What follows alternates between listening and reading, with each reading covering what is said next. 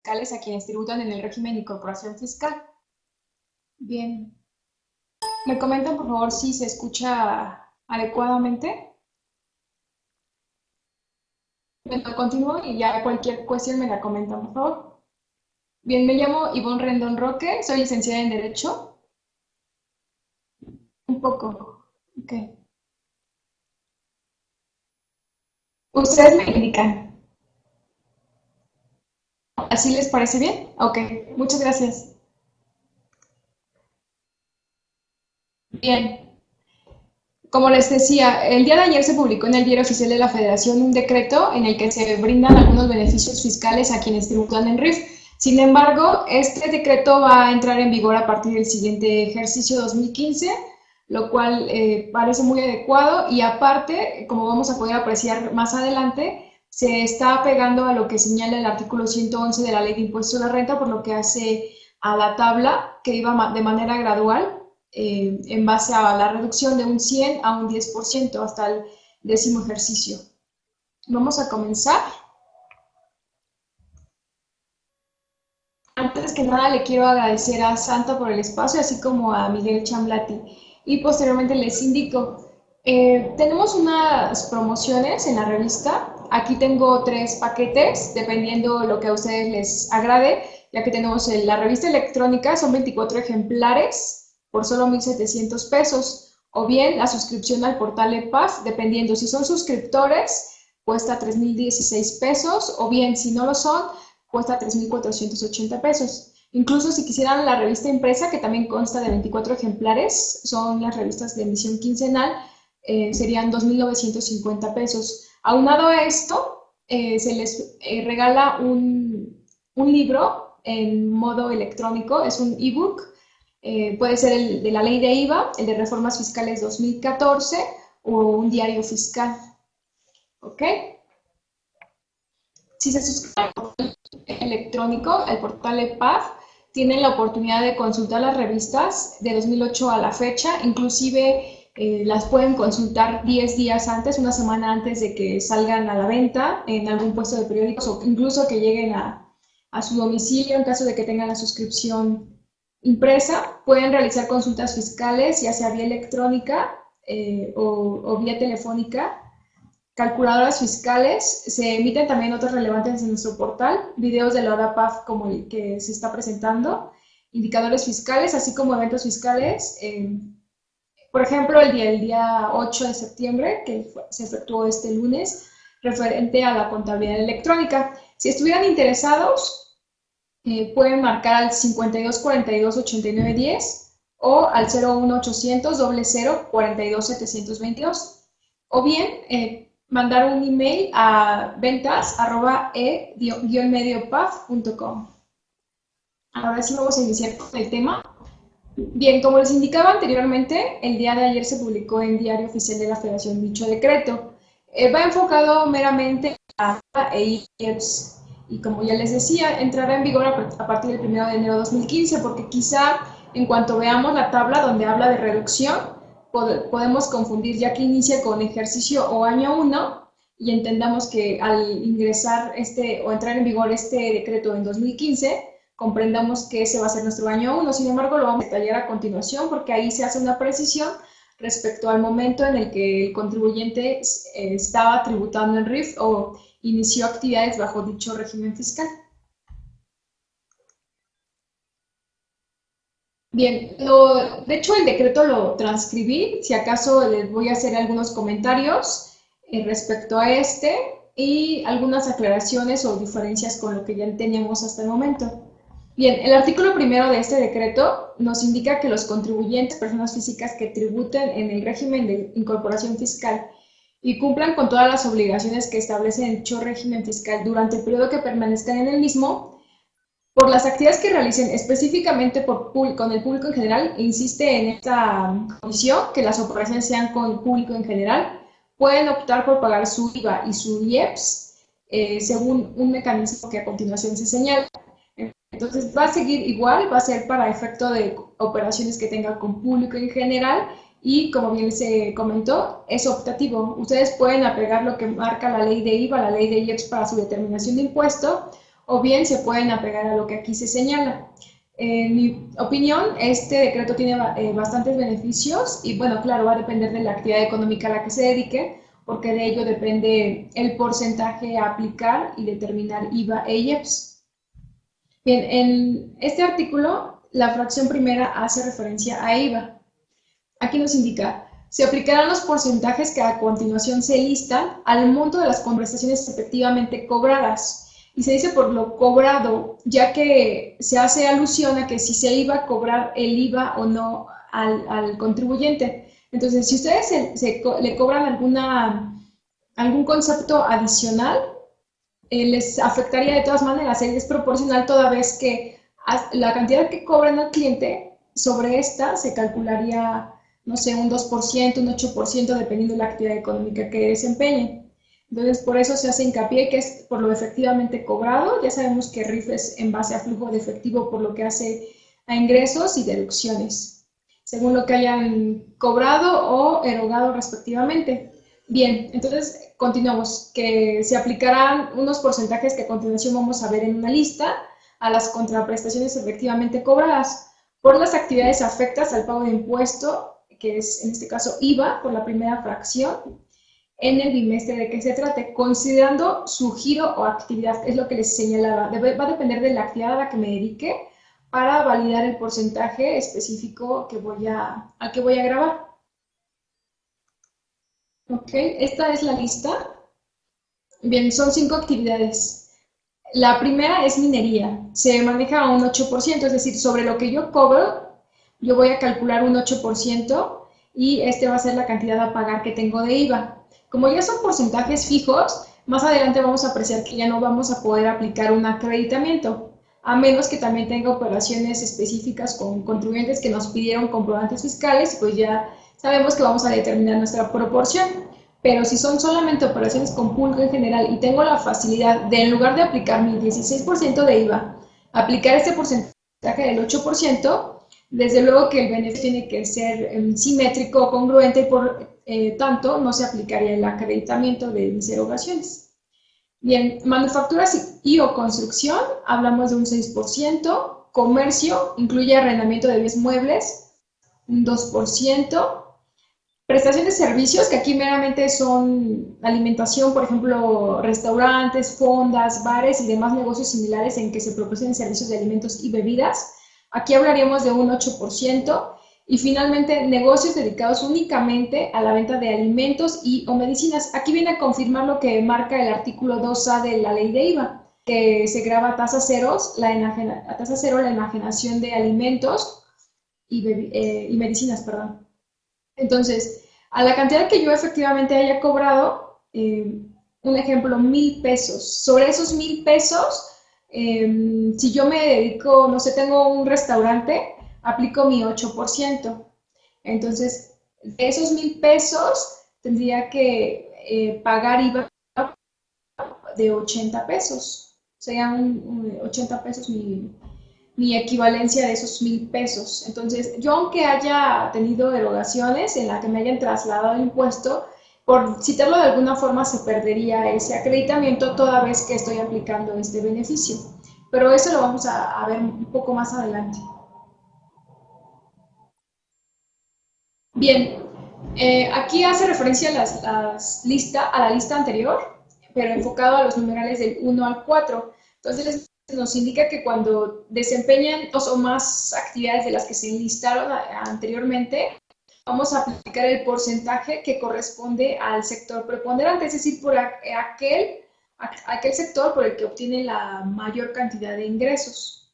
Entonces, si tengo restaurante que es un 8% y tal vez comercio o alquiler de bienes muebles, arrendamiento de bienes muebles que es un 2%, pero el comercio representa un 80% y el restaurante un 20%, entonces ocuparía a mi beneficio ese 2% sobre mis 1,000 pesos que cité anteriormente en mi ejemplo. Bien, ahora por lo que hace IEPS, en este mismo artículo primero, pero en la fracción segunda, hace referencia a este impuesto.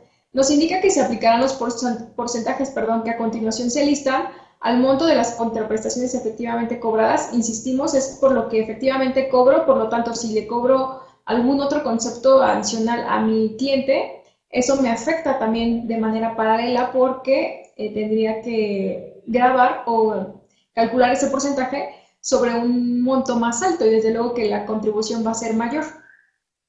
Bien, por las actividades afectas al pago del impuesto especial sobre producción y servicios en el bimestre de que se trate, considerando el tipo de bienes enajenados por el contribuyente conforme a la siguiente tabla.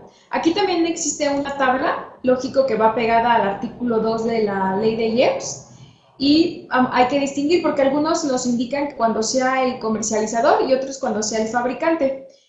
Y si los validan, empezamos así. Alimentos no básicos de alta densidad calórica, por ejemplo, ya sabemos dulces, chocolates, botanas, galletas, pastelitos, pan dulce, paletas, helados, pero aquí hace énfasis cuando es el comercializador nada más, se graba a 1%. Es un porcentaje de IEPS de 1%, de 1%, perdón.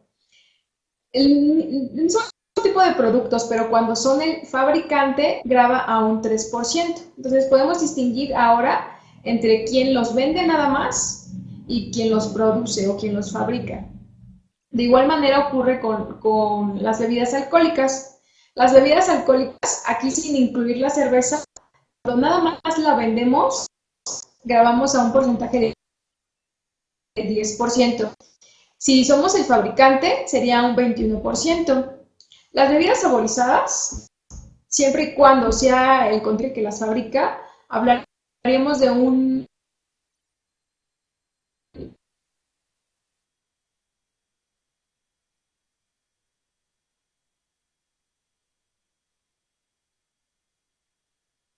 porcentaje del 4%.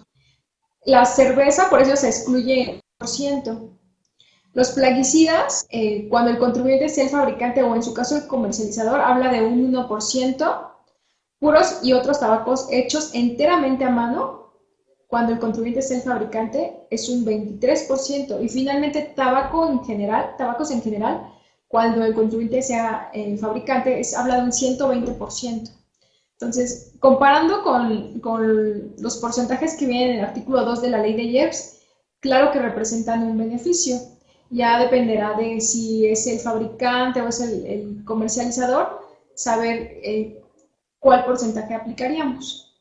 Esa es la opción a que se refiere este decreto. En caso de que hayan pagado el IEPS en la importación, ya sea por tabacos labrados y bebidas saborizadas, que como se comentaba, se encuentran en el artículo 2, fracción primera, incisos C y G respectivamente de la ley de IEPS, consideran dicho pago como definitivo, es decir, la cantidad que ya pagaron es por la importación. Esta cantidad es la única, ya no tendrían que pagar por lo que daría a sus clientes. Aquí lo indica, por lo que ya no pagarán el IEPS que trasladen en la enajenación de los bienes importados, siempre que dicha enajenación se efectúe con el público en general. De lo contrario, sabemos que el cliente nos tiene que exhibir su guía de obligaciones, donde se valide que es sujeto también de IEPS, se emite el comprobante fiscal y se le traslade de manera expresa el impuesto. O aunque no sea contribuyente, si nos solicita un comprobante fiscal, ya no le aplicaríamos este precepto.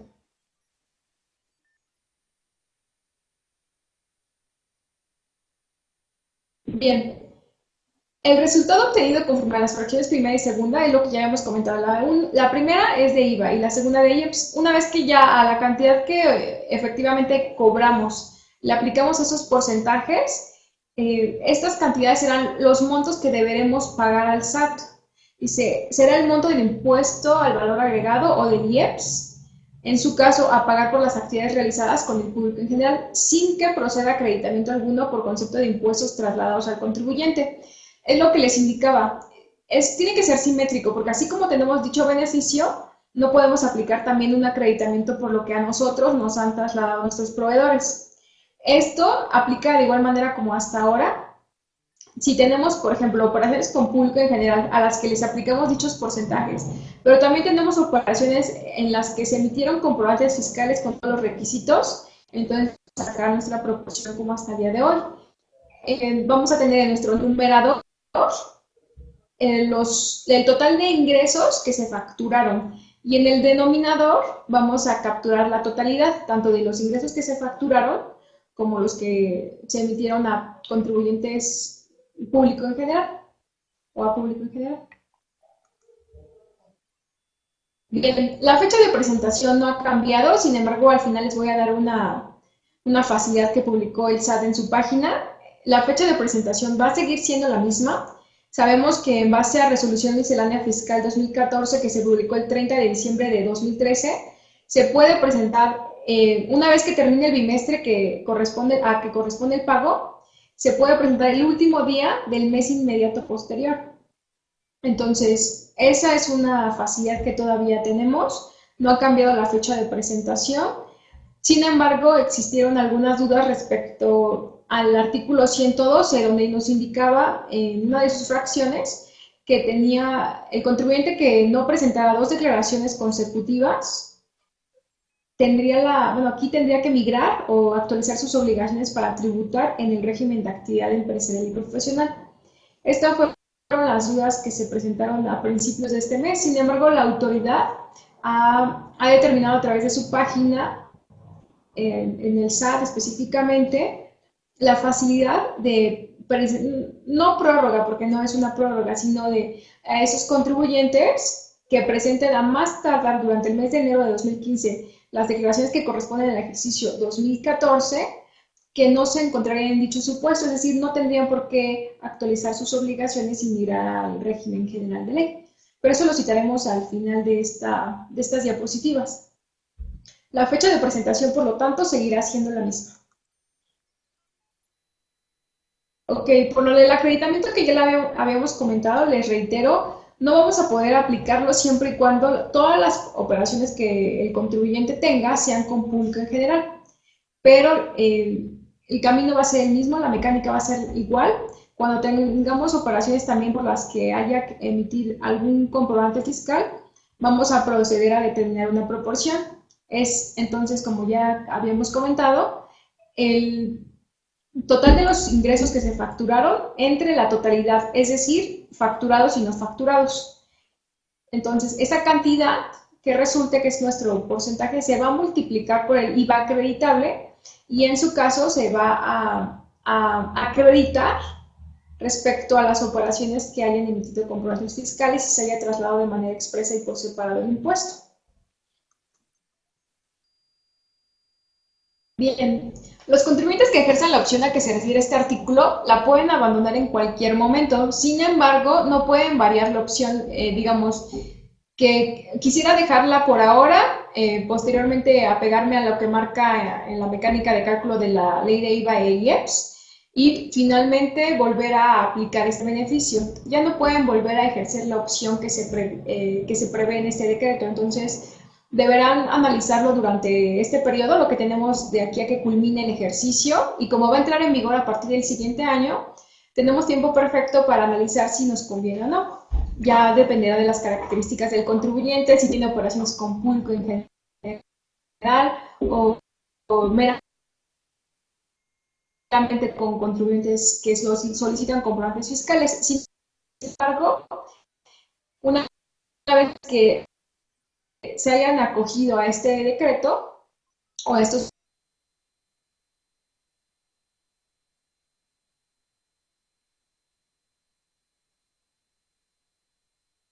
beneficios, no pueden abandonarlo y posteriormente regresar o desear volver, y en cuyo caso deberán calcular su IVA y su IEPS en términos de las leyes respectivas a partir del bimestre en el que abandonaron esta opción.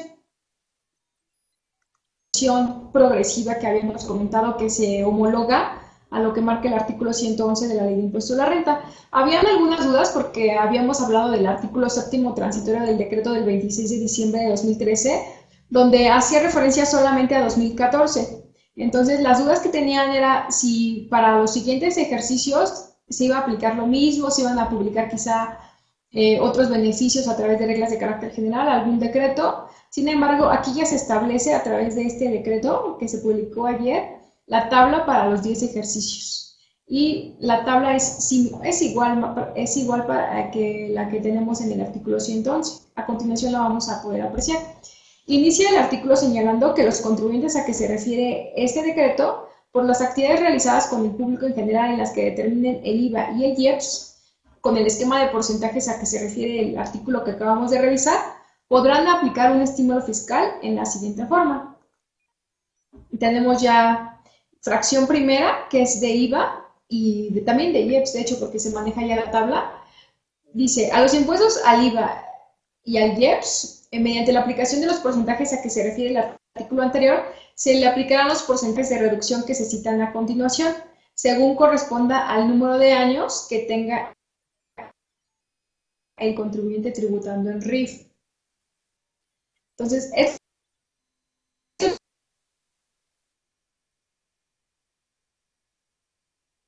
lo que nos podría causar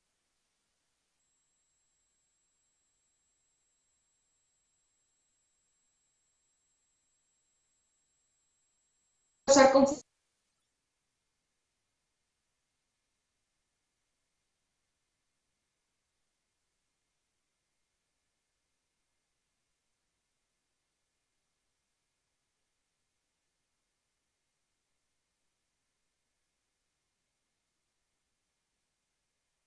Porque si vemos la tabla, inicia con año 1, este decreto, por ciento, para contribuyentes que iniciaron este ejercicio, este sería mi primer año. De hecho, el estímulo del séptimo transitorio del decreto del 26 de diciembre va en esta tendencia de un 100%. Ya para 2015 hablaríamos de un 90%. Lógicamente que si el contribuyente inicia operaciones hasta el siguiente ejercicio, estaríamos hablando que ese sería su primer año. Entonces ya va a depender de las características de cada contribuyente y de la fecha en la que haya iniciado operaciones exclusivamente por lo que hace a RIF.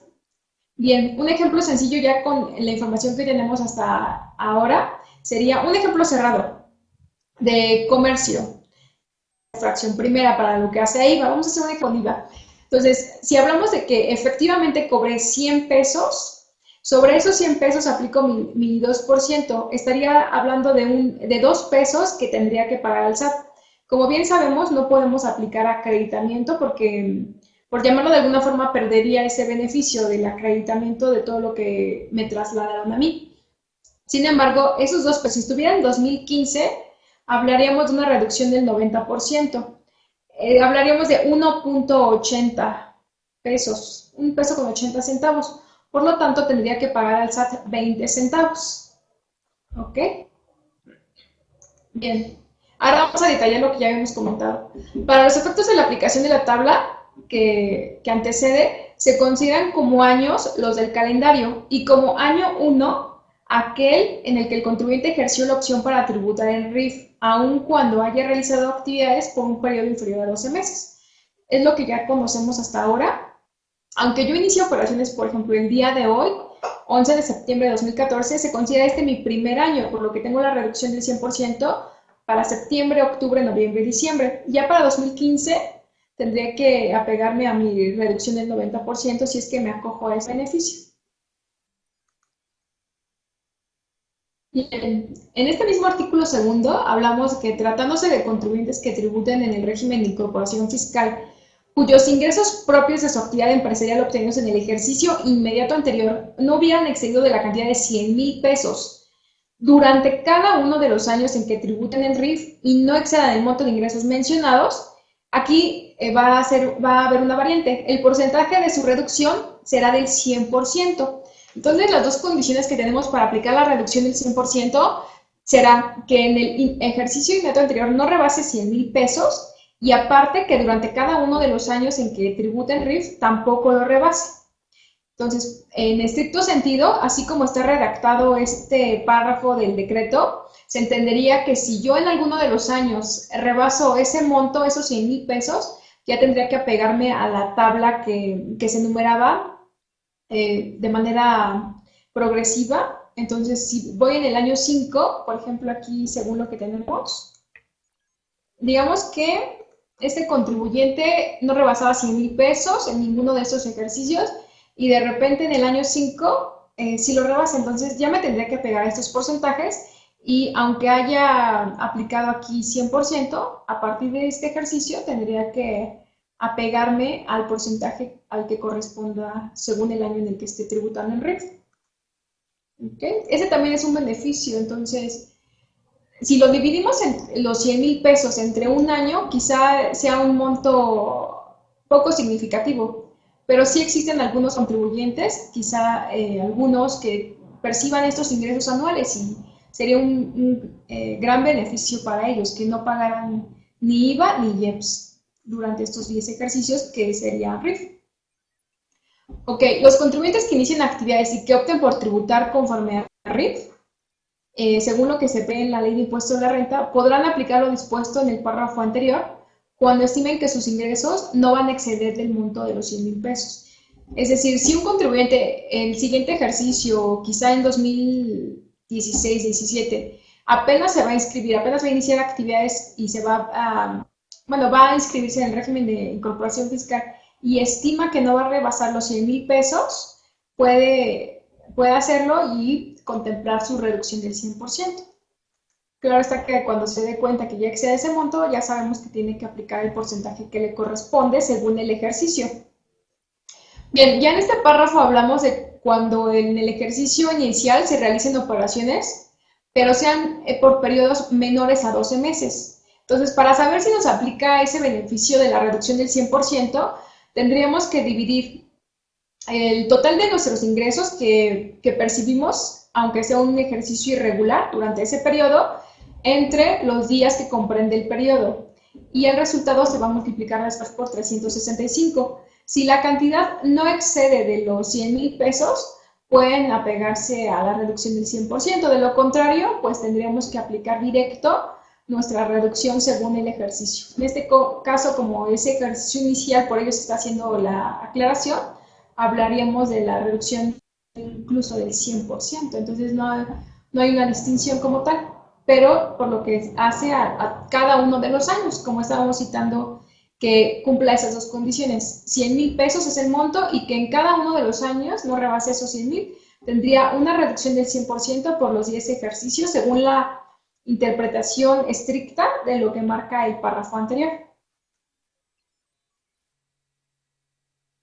Bien, en este mismo artículo segundo, en la fracción segunda, se indica que la cantidad obtenida mediante la aplicación de los porcentajes de reducción a que se refiere la fracción primera de este artículo será acreditable únicamente contra el IVA o el IEPS determinado conforme a la aplicación de los porcentajes a que se refiere el artículo anterior.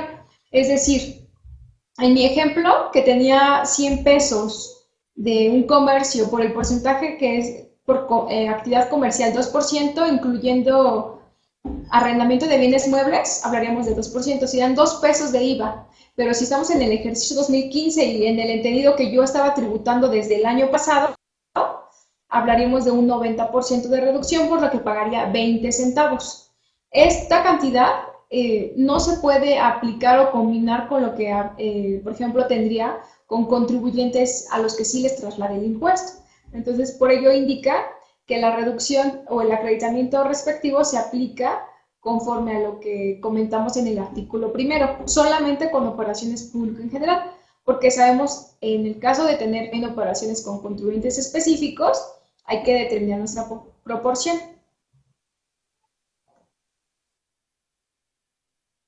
Bien, ya casi finalizamos respecto al decreto, ya estamos en los últimos artículos. El artículo tercero nos indica que estos beneficios no se van a considerar como ingresos acumulables. Regularmente, al menos yo hasta el momento no he revisado algún decreto de beneficios en donde indique que se acumulan, pero aquí qué bueno que hace la aclaración, no se considera como un ingreso acumulable para efectos de impuesto a la renta. Y en el artículo cuarto nos releva de presentar el escrito libre que marca el artículo 25 del Código Fiscal de la Federación cuando tenemos u obtenemos algunos estímulos o beneficios fiscales. Bien, en el artículo quinto nos indica todavía, bien sabemos que las reglas cambian continuamente, que el SAT va a tener la posibilidad de expedir reglas de carácter general necesarias para la correcta y debida aplicación de este decreto. Entonces, por lo pronto lo podemos ir estudiando, podemos ir analizando si nos conviene o no. Sin embargo, sabemos que esto cambia continuamente, por lo que se recomienda estar monitoreando toda esta información de manera continua. Y en el artículo único transitorio, es el que nos señala que entraría en vigor el 1 de enero de 2015. Entonces, nada más hay que tener especial cuidado en el sentido de, en el artículo segundo indica año 1, entender que es el primer ejercicio en el que estuve tributando en RIF. Entonces, aunque entre en vigor el 1 de enero de 2015, no siempre va a coincidir con ese ejercicio. Puede ser que mi año 1 fue 2014, y no 2015. Y ya, para finalizar, les voy a brindar una facilidad que se publicó en la página del SAT. Todavía no se publica en Diario Oficial de la Federación, pero es un proyecto de la cuarta resolución de modificaciones a la Resolución Miscelánea Fiscal 2014. A través de su artículo tercero resolutivo, se reforma el artículo cuarto transitorio, en donde, bueno, nos señalaba la fecha de presentación de los primeros 3 bimestres. Nos indicaba que el primer bimestre se presentaría durante el mes de julio y el segundo y el tercero durante el mes de agosto. Se entiende que ahora este cuarto bimestre lo tenemos que presentar durante septiembre. Y la periodicidad pues no va a cambiar respecto a los bimestres posteriores. Termina mi bimestre, lo puedo presentar a más tardar el último día del mes inmediato a que cierre dicho bimestre. Pero aquí salió la facilidad o se publicó la facilidad para los contribuyentes que presenten las declaraciones bimestrales correspondientes al ejercicio fiscal 2014 a más tardar en enero de 2015, no se ubicarán en el supuesto establecido en el artículo 112, fracción octava, segundo párrafo de la ley de ISR. Ese artículo y esa fracción específicamente hacía referencia, mejor dicho, hace referencia a que los contribuyentes que tributan en RIF, que no hayan presentado 2 declaraciones bimestrales de manera consecutiva o 5 de manera intermitente durante el periodo que tributan en el RIF, perderían el beneficio o la facilidad de tributar en dicho régimen y tendrían que actualizar sus obligaciones para poder tributar en el régimen de actividad empresarial y profesional. Lo cual significa que el contribuyente, aquí, aunque no haya presentado las declaraciones de este ejercicio 2014, si lo hace a más tardar durante el mes de enero de 2015, puede continuar tributando en RIF. Aquí cabe aclarar que no significa que esto sea una prórroga. Está brindando la facilidad para los contribuyentes que quizá tienen pendiente algunas obligaciones. Quizá me hizo falta pagar el primer trimestre y porque tenía cantidad a pagar. Bien sabemos que son pagos definitivos, tal vez los otros 2 sí los presenté correctamente. Entonces, a esos contribuyentes va enfocados que durante este ejercicio quizá tienen la holgura o la facilidad para irse regularizando y a más tardar durante 2015 hacerlo. De lo contrario, aplicaremos este artículo 112, fracción octava, segundo párrafo de la ley de renta, y si son 2 consecutivos, 2 bimestres consecutivos, perderíamos el beneficio de estar tributando en RIF, o si son 5 intermitentes, de igual manera. ¿Ok? Bien, por mi parte es todo, les agradezco por su atención. Ahora vamos a empezar por lo que hace a la sección de preguntas. Vamos a revisar.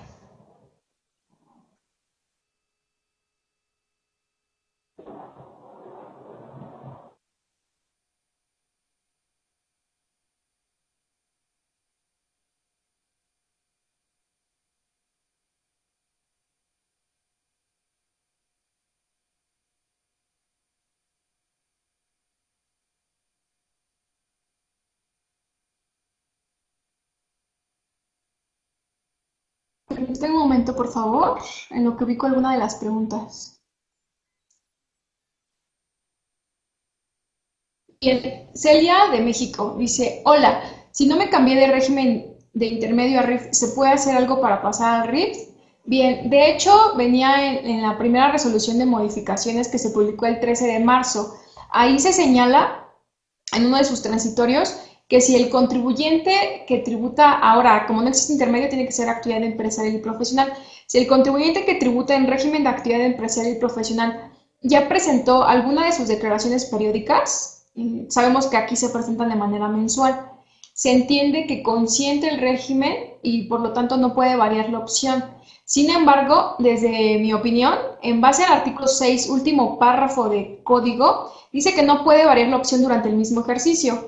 Entonces, si usted cumple con las características o si tú cumples con las características que marca el artículo 111, no te encuentras en las excepciones y alguna regla no te restringe, ya sea por tus ingresos, por tu actividad económica, si en caso de que brindes servicios no requieres título profesional, estaríamos hablando de una situación de hecho. Entonces, tú podrías tributar en RIF siempre y cuando realices la actualización, pero hasta el siguiente ejercicio, porque en base a los preceptos que tenemos hasta el día de hoy, el hecho de haber presentado alguna de tus declaraciones en este ejercicio, se entiende que ya estás tributando en actividad empresarial y profesional y puedes variar tu opción. Pero yo, según mi criterio, sí lo podrías hacer para el próximo ejercicio mientras cumplas con todas las características. Aplica como un intermedio, por ejemplo, o una actividad empresarial y profesional que quería ser intermedio. Lo mismo que ocurría hasta el anterior, estamos viéndolo ahora con régimen de incorporación fiscal, inclusive por lo que hace a la espontaneidad. Bien, el contador Fernando López y compañía. Creo que sí, por lo que se ve, la linda colega bien aplicada en su tema. Okay. Muchas gracias. Luis, Celia México, por lo que dices ya estás en general de personas físicas, lo cual ya no puedes pasarte RIF.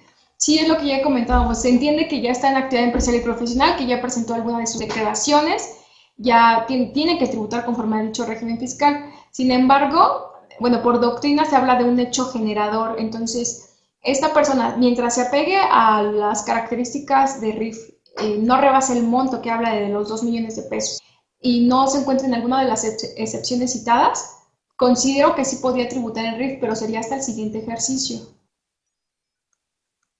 Montserrat, DF. Si hay suspensión de la actividad, pierde el derecho a la reducción.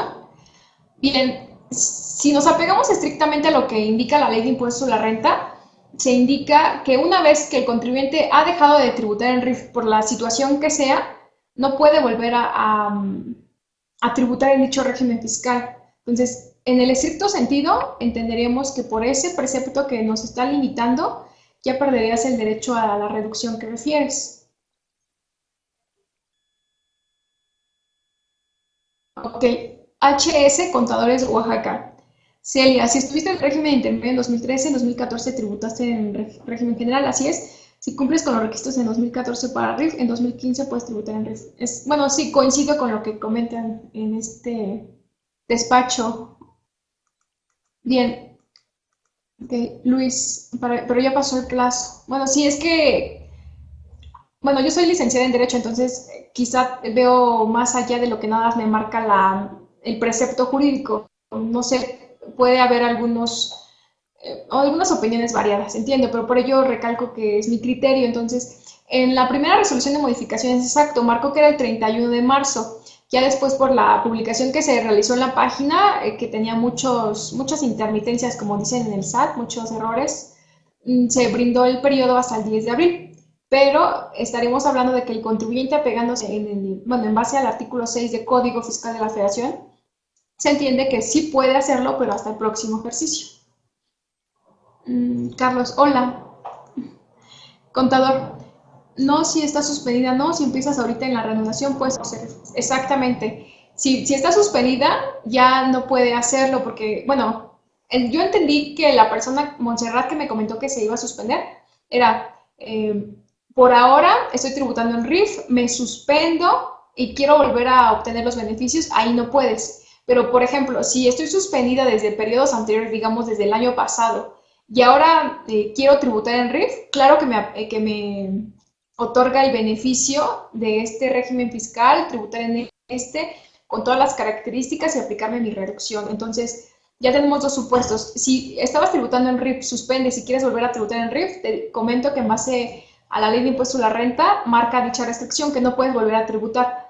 Pero si estaba suspendida desde antes, digamos, desde el año pasado, que estabas, no sé, salarios, por ejemplo, arrendamiento, y ahora quieres reanudar, pero hacerlo con una actividad comercial y tu opción es RIF, sí lo puedes hacer y te puedes acoger a todos los beneficios, y ese ejercicio de reanudación va a ser tu ejercicio o año 1. Carlos de Mexicali. Y los que venden hay una regla que dice que se tomaría en cuenta el régimen que manifestarás en tu primera declaración de pago provisional en 2014. Ah, ok.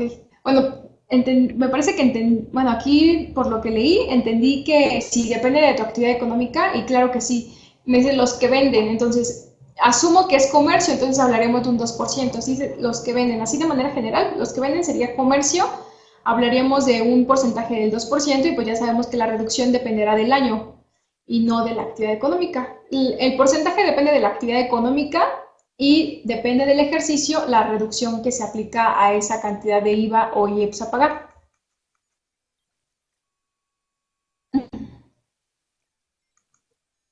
Alejandra, ok. No, el que vende paletas puede vender 100,000 en un año, vende más. Ay, claro, sí, es que depende de la actividad. Hay ocasiones en las que una persona rápidamente rebasa esos 100,000 pesos, entonces nos apegaremos a la tabla de reducción. Pero me imagino que sí existen algunos negocios o algunos contribuyentes que reciban 100,000 pesos. Honestamente no conozco alguno, pero me imagino que existirán, por ello que se manejó, se contempló este beneficio. Sí, así es, era por un factor, como me comenta el contador Fernando López y compañía. Bien, Edifact MX. ¿Cómo pueden meter a sus trabajadores al IMSS? Un albañil es RIF, tiene colaboradores, él puede meterlos al IMSS, él es el patrón. El RIF puede ser un contratista. ¿Quién debe meter al IMSS? ¿La empresa o el RIF? La empresa contratará al RIF como contratista. Cualquier comentario es bueno. Ok, bueno, respecto a ello, se maneja específicamente SATIC, es por construcción, por lo que me está comentando. Entonces, ahí se registra tanto la primera obra y tanto el contratista tendría que hacerlo. Se da de alta la obra, incluso se da de baja y se maneja un formato específico, me parece que es el SATIC 3 para los contratistas. Entonces, sí lo tienen que hacer independientemente, aunque sea RIF y por la actividad económica que desempeña. Pero honestamente desconozco a fondo de SATIC, o sea, conozco de manera somera por lo que se ha leído o por lo que me preguntan en el área de consulta. Sin embargo, un estudio a fondo sí lo desconozco. Dice el contador, dice el contratista porque es el que le paga la nómina. Bien, bueno, yo lo asumí por el tipo de SATICs que existen y exacto, existe uno para contratista, entonces aquí lo confirmo con lo que me comenta y me auxilia el contador Fernando y dice que es el contratista porque él es el que paga la nómina. Juan Carlos de Puebla, el contratista es el que debe asegurar a los trabajadores. Muy bien, sí, de hecho lo están confirmando. Los debe de dar de alta con el salario real para no tener problemas solo por los días que trabaje. Claro, aquí hay mucha rotación, entonces tendría que hacerlo de esta forma, como si fuese un trabajador eventual. Bien, Gildardo, ¿hay que pagar recargos y actualizaciones? Bueno, no sé en qué contexto me hablas, pero si te refieres a lo que se comentó al finalizar respecto a que no pierdes el beneficio de estar tributando en RIF, esto no se contempla como una prórroga, por tanto, se entiende que sí debes pagar tus accesorios. No, el único beneficio es que vas a poder continuar tributando en RIF, pero entendamos o aclaremos que el hecho de que se haya publicado esta facilidad en la página no significa que se esté dando una prórroga para presentar el ejercicio completo, es decir, los 6 bimestres hasta 2015, enero de 2015, sino que algún contribuyente, algún RIF que no haya presentado alguna declaración bimestral, o bueno, serían dos consecutivas, en este sentido, no tendría que migrar al régimen de actividad empresarial y profesional. Ese sería el aventajo o el beneficio, no tanto por el monto a pagar. Entonces tendrían que valorarlo también, si tienen cantidad a pagar, lo más pronto posible para evitar que se sigan generando los recargos y las actualizaciones. Bien, revisa el artículo 5 del reglamento de la ley de seguridad social. Que sí, me imagino que es por lo que mismo que preguntan de contratista. Gildardo, es facilidad, no prórroga. Sí, exactamente. No es prórroga. Uematsin, ¿qué tal? Si soy actividad empresarial y apenas tengo 2 ejercicios presentados, ¿puedo regresar a ser RIF? Nunca he sido RIF, era sueldos y salarios.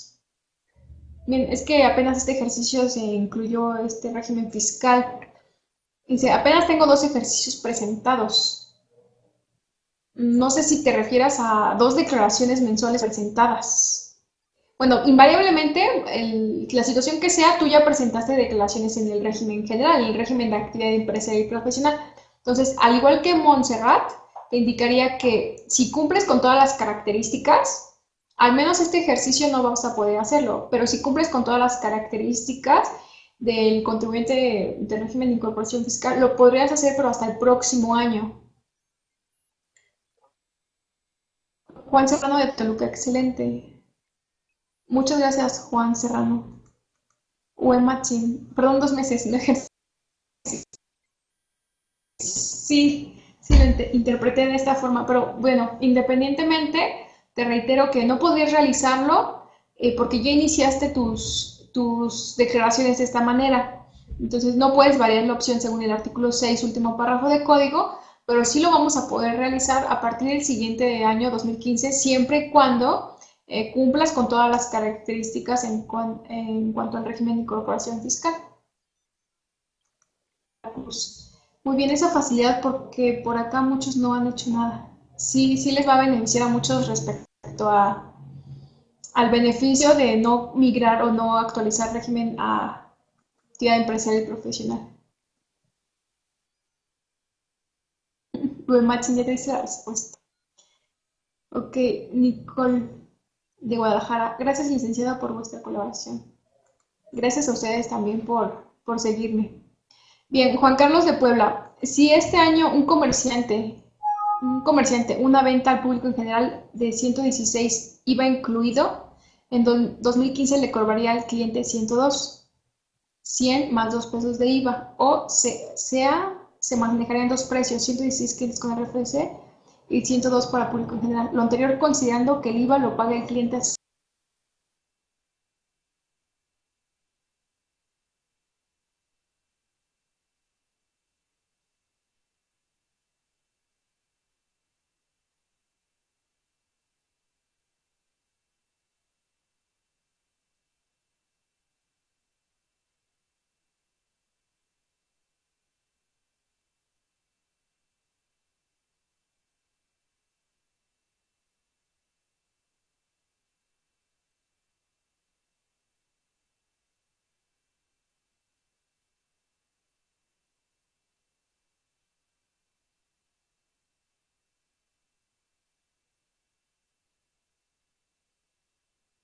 El impuesto indirecto.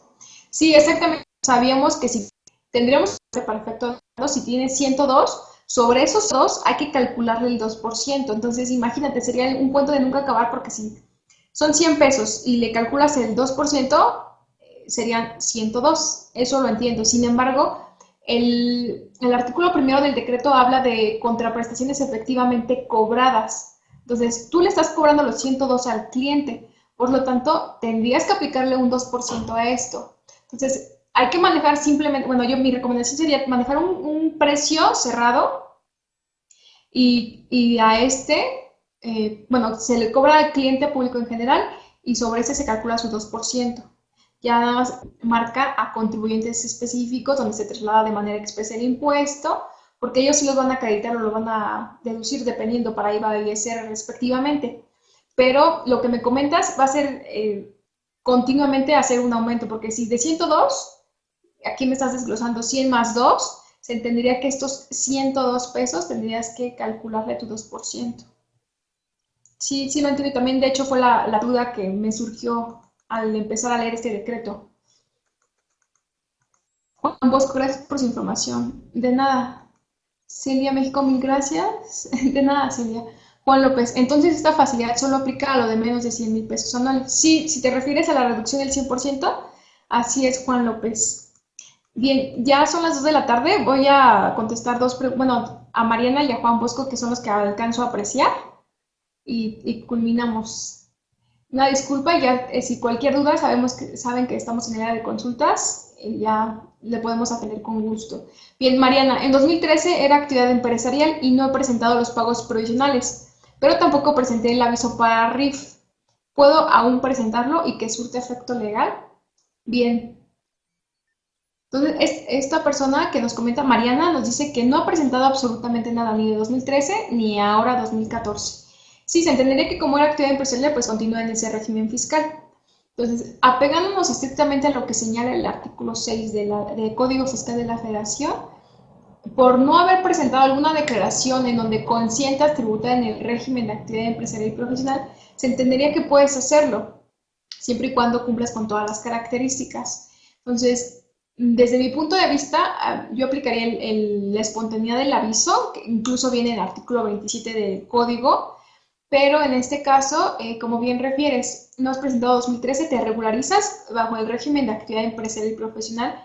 Ya el de declaraciones y pagos con pago referenciado fue actualizado, ya tiene la posibilidad de presentarlo porque antes nada más te daba la opción para RIF y haces tu actualización de obligaciones y presentas las declaraciones bimestrales de RIF.